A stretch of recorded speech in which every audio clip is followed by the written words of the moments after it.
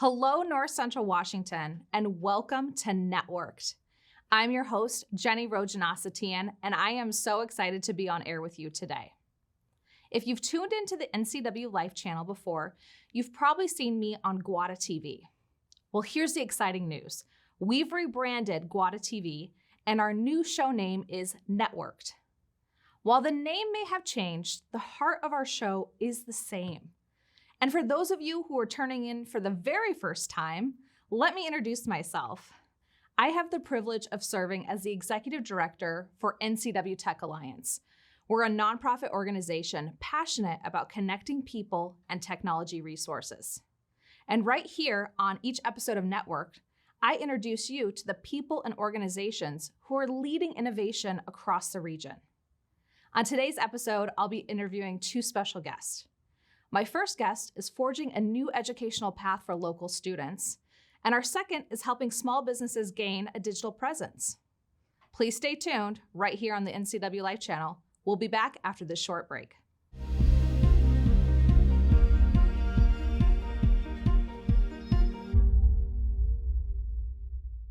Welcome back to Networked. I am so excited to introduce our first guest of our newly rebranded show, Wray. Welcome, Rick. Well, thanks for having me. Yes, welcome back because you came on our previously named show, Guada TV, a couple years ago when you were building out Pinnacles Prep. Mercantile was just getting going. And as we were discussing off air, it feels like a million years ago because we've had the pandemic between. It does feel like a long time ago. Lots happened. Yeah, now and then. So I've had the opportunity to work a little bit with you and the Pinnacles Prep team and the Mercantile team. But for our audience tuning in today, can you introduce yourself a little bit about your role at Pinnacles and a brief career history? Sure. Yeah. My name is Wray, one of the co-founders of Pinnacles Prep and the current board president. I've been working on that school for probably 4 years now, but I've been involved in education my whole life as a passionate educator, but also as a social entrepreneur. Been primarily involved in kind of where art and technology meet education. Spent a lot of time designing curriculum around digital storytelling, integrating the filmmaking process into core curriculum. So ran a youth media arts center for 12 years in Salt Lake City, where we're working with 2,000 to 3,000 kids a year in various media art forms. And then when I moved to Washington back in 2010, I had launched a teacher training institute focused on how to train K-12 teachers on how to integrate new media into their classrooms. And you have some very impressive awards, including an award in 2015 by First Lady Michelle Obama, and you've been recognized nationally for your work in education. So first of all, kudos to you for thanks. the career in education. But you're also an entrepreneur and help co-found the Mercantile, so which is where the Tech Alliance is at. Right, so we're pretty excited about the Mercantile. Right. Yes. Yeah, so I'm also a lead partner with my wife and Jeff and Heather Austinson. The four of us opened the Mercantile. I guess it's been 2.5 years now, I think. Maybe. Yeah, roughly August of 2019, maybe. It's all a blur, right? So it's a huge part of what I did too. I manage that space quarter time and along with my 3 other partners. So it's been a fun way to help revitalize downtown and really help one of the first co-working communities gel in North Central Washington. And for our viewers today, if you want a sneak peek of what the Mercantile looks like, it is our backdrop here today. It's an incredible space for entrepreneurs, small businesses, nonprofits to meet. But today we're not focused on Mercantile. We really want to focus in on Pinnacles Prep, the new charter school that opened this past fall. Can you introduce what is Pinnacles Prep? Sure. Let's kind of maybe start there, and what is a charter school for those who are not familiar? Sure. So Pinnacles Prep is the first charter school in Central Washington. Charter schools are still quite new in Washington State. Really didn't get going until about 2015. We're one of the last states to actually approve a charter school law in the country. Maybe we're 44th. I think there's still 5 or 6 states that haven't embraced charter schools yet. But there is a lot of confusion since they are so new, especially in this region. Charter schools are free public schools open to all families. We receive the same per pupil financial allocation that all public schools do. One of the pieces that makes it a little bit more challenging to open and sustain a charter school, though, is we do not qualify for the same local bond or levy tax dollars. But other than that, we follow all the same rules. But we have a little bit more flexibility and freedom when it comes to curriculum. But in exchange, we're held to a higher standard. We're held to a higher standard academically, financially, and operationally. So we have been approved by the state for a 5-year charter. But if we can't continue to meet these 3 milestones in those 3 areas, they will shut us down. Unlike, it's very difficult to shut down a traditional low-performing public school. So kind of a higher caliber, or I guess credentialing requirements, but like you said, from the facilities piece, very upward battle as well. So very challenging. Where did you end up landing in terms of facility for Pinnacles Prep? Yeah, the city of Wenatchee was very excited about our academic vision and our community vision to really help elevate our culture of learning here in the Valley. And we ended up signing a long 30-year lease at the Wenatchee Community Center, where we opened grades 6 and 7 in this past August, but our vision is to eventually make that a full middle school and high school campus, grades 6 through 12. So we're going to be adding a new 6th grade class for the next 6 years until we reach a full 6-12 continuum. Well, yeah, no problem. I was there at the grand opening. It was really exciting this past fall to see so many community members. It was outdoors, masked up, very safe. Yep. But the families and the youth, what was it like opening the doors? I mean, I saw the grand opening, but for you being a founding member and working on this for the last 4 years, right? I'm sure it must have been especially impactful. Super emotional and exciting at the same time. My partner Sarah Ralston and I had been working on this together for the last 3 or 4 years, and our founding principal came on board a year early to help kind of finalize the mission and hire the faculty and finalize all of the facility related pieces. So really emotional, exciting time for us and all of our founding families. We opened up with just under 120 students. I think we had opened with 116 students. And those are across 2 grade bands, 6th and 7th grade. 6th and 7th grade. And you'll be just 6th and 7th for the next couple of years, right? As you're building, or is there an immediate plan to do another grade sooner? No, we're in the process of actually recruiting our next 6th grade class right now. So next year will be 6, 7, 8. The year after 6, 7, 8, 9. So all of the students will just stick with us, and the goal is just to recruit a new 6th grade class each year. Oh, so they can just go all the way through the pipeline and through graduation. Exactly. Now, kind of shifting a little bit in terms of community, I have noticed that Pinnacles Prep has been really active inviting the community in. Tell us a little bit about your approach and bringing businesses, community members to work with students. I mean, the goal of our school has always been to create a community learning center. So we really wanted to embrace a lot of the relationships that the Wenatchee Community Center had already established in South Wenatchee neighborhood. And I've always been a firm believer, as well as our founding partner, Sarah, that in order for schools to be successful, they need to be embedded in their community, and it needs to be a collective community effort, for kids to thrive and succeed. So our goal has always been to not only create a school where kids are there from 8 to 3, but can we create an environment that's bustling in the evenings and the weekends and summertime. We're not quite there yet, but certainly that's what we're working towards. And really embracing multiple community partners. A huge part of our mission is not only offering rigorous academics, but we want kids to be building social capital. Mm-hmm. And we understand the world we live in is not always how much you know, but it's who you know, right? And so I think that's a huge objective of ours, is to integrate community partners whenever possible. Well, this past fall, I think I noticed online you were working at Parque Padrinos, doing cleanup in Met Howe Park and getting the youth involved and kind of hands-on, and like you said, kind of with community partnerships. Right. You're embedded in a neighborhood of our community that has a high Hispanic population. Right. What does it look like in terms of learning, in terms of Spanish and English? Is there, what's that integration like at Pinnacles Prep? Is it a dual language school like some schools are? Or? It's not a dual language school. We do have a goal of having half of our staff be fully bilingual. We're only about 35% there right now. Really trying to embrace the highly Latinx neighborhood that we exist in. And doing all we can to build meaningful relationships with not only kids, but their parents and their families and their caregivers. So at this point, we're not a dual language program, but hopefully really planning to embrace the Latinx culture and the language and the customs that exist in our community. Well, it sounds like you really built that in planning as far as your staff and board and partners too, which I think is huge. How do kids get enrolled at Pinnacles? So if someone is watching today and they say, wow, this is an incredible program, I have a 5th grader. Yep. I would want them to be in Pinnacles Prep. What is that process like to get into charter school? Like I mentioned before, it's a free public school open to everyone. So we're not only serving kids in the Wenatchee School District, but families from Quincy and families from East Wenatchee and Eniat and Cashmere. Everyone's invited. Our goal is for this to be a strong neighborhood school. So we are hoping the vast majority of the families that are applying come from the South Wenatchee area.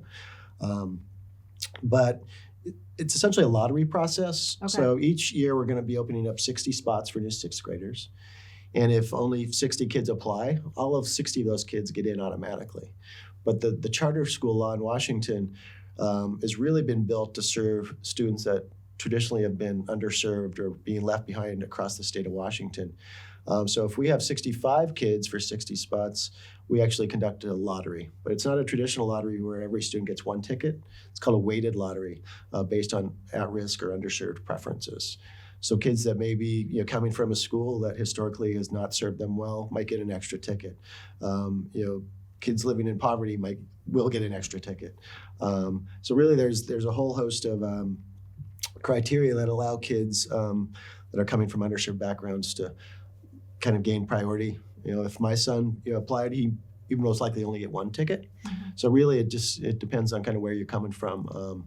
And we're trying to serve the underserved students. So you built a lot of equity sure. into the planning, and without side noting too much, on the national landscape, charter schools can vary quite differently, and that always hasn't been the case, I think, in other parts of the country, which is probably why you've had a little bit of uphill battle explaining what a charter school is and how it's a free education institute. Yeah, I mean, the charter school laws do vary quite dramatically from state to state. Mm-hmm. In some states, they're run by for-profit corporations. In Washington State, we have to be run by a local nonprofit 501c3 board. So I think, and like I said, they've been built to really serve marginalized populations. Mm-hmm. It doesn't mean you have to be 100% marginalized population, but that's where they're really hoping the vast majority of your students are coming from. Mm-hmm. It's been, we've been spending a lot of time educating the community and our neighbors on what is a charter school. Most people think they're tuition-based, but no, they're free, open, they're free public, schools open to everyone. Well, thank you for all of your work for our youth and students and founding this charter school. It's a huge accomplishment. It's a huge asset for our community. Before we head out to commercial break, any advice for those listening in the audience, or if a business wanted to get involved, what's the best way to reach out to the Pinnacles Prep team? To your principal, or? Yeah, I mean, Jill's always open to receiving, solicitations from the community, but we'd love to give anyone a tour, whether it be a potential business partner or a prospective family. We try to do tours every week. If you want to just learn a little bit more about our mission, but I'd say the website has a whole a lot of information about what makes our school unique and what makes our school different than some of the other public school options here in the Valley. But reach out via Facebook or reach out via the website, and we'd love to show you around and share a little bit more about the vision. Perfect. Well, the Tech Alliance is always about those tech tools. So go to the website. Rick, thank you for coming on air. Hopefully we won't have another pandemic in between the next interview here. For those of you who are watching at home, stay tuned. We'll be right back on air at the NCW Life channel.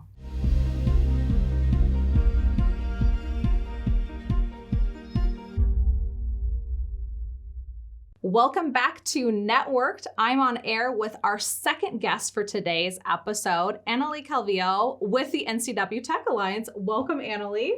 Thank you so much for having me. Yes, I am so excited to talk about our great programs that we have going on. Like you said, my name is Analees Calvillo. I am with NCW Tech Alliance, and I am the program manager in Latinx Outreach. So Analee and I get the chance to work together every day, which is really fun. She's a part of our nonprofit team. We've got a team of 6 people doing different programmatic work in technology, entrepreneurship, and STEM education.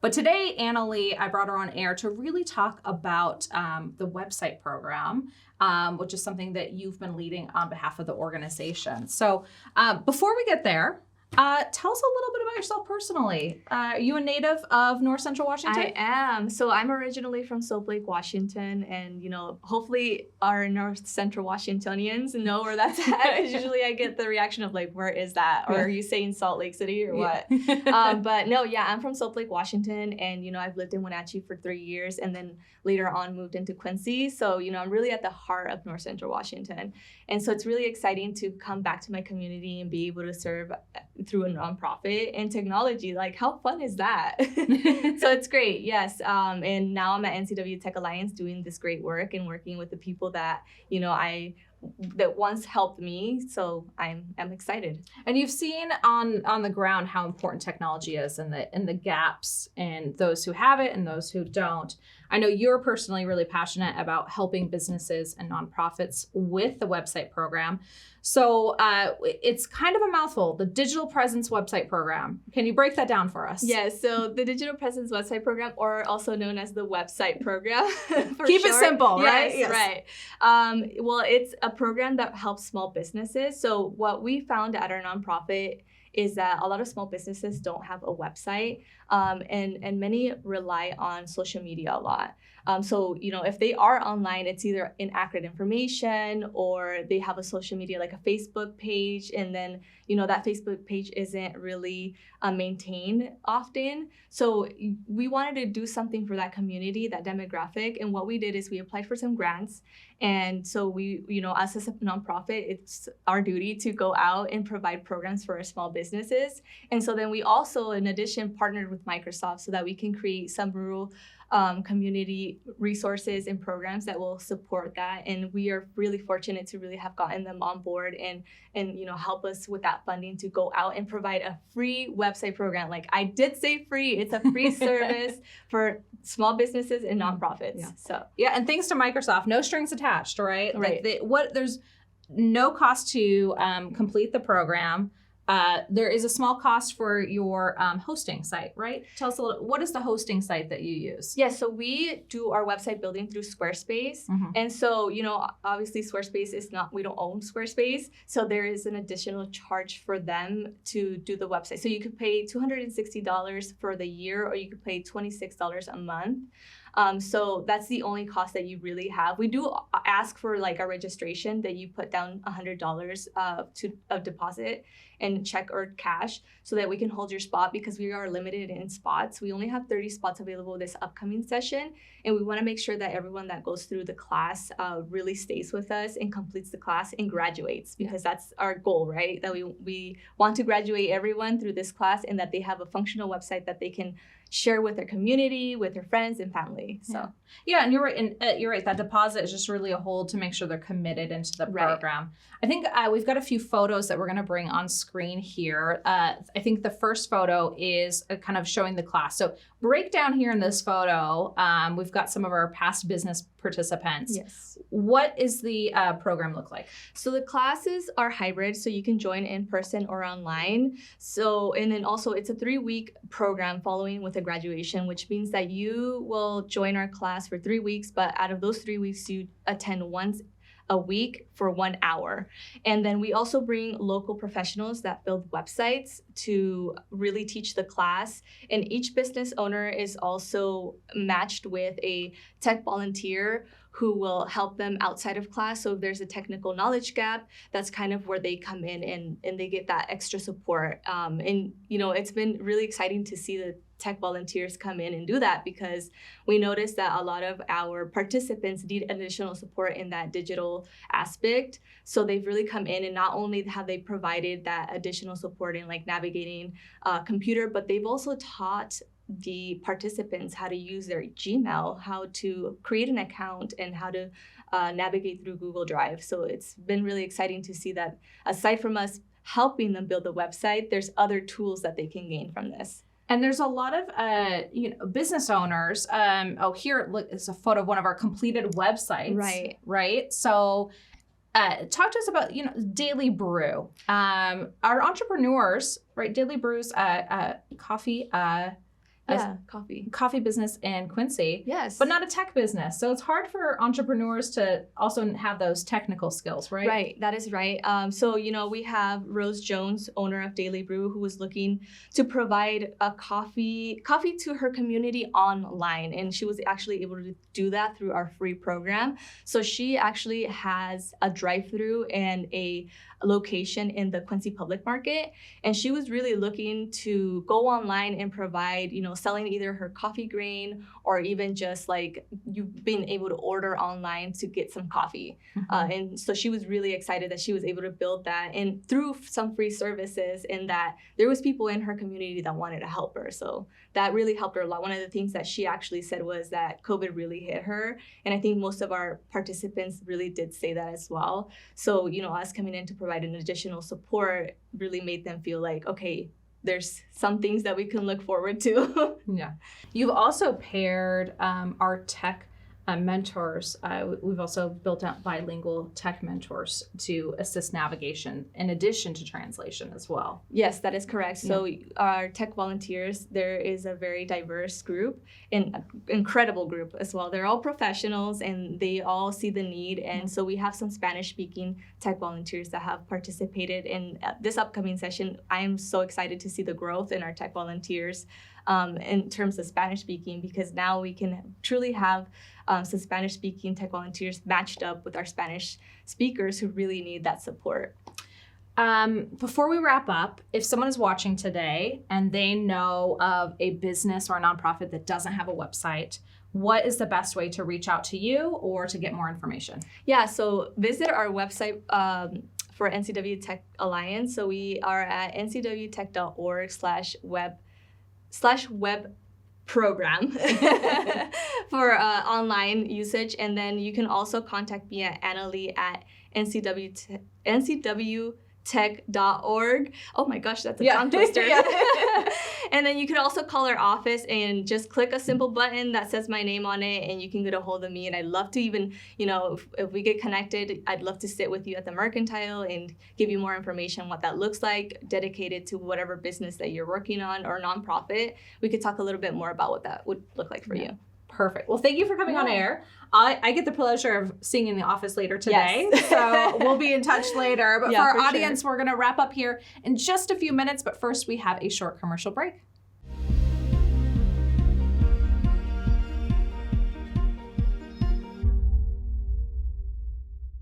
I want to thank you for joining us at our first episode back under our new brand, Networked.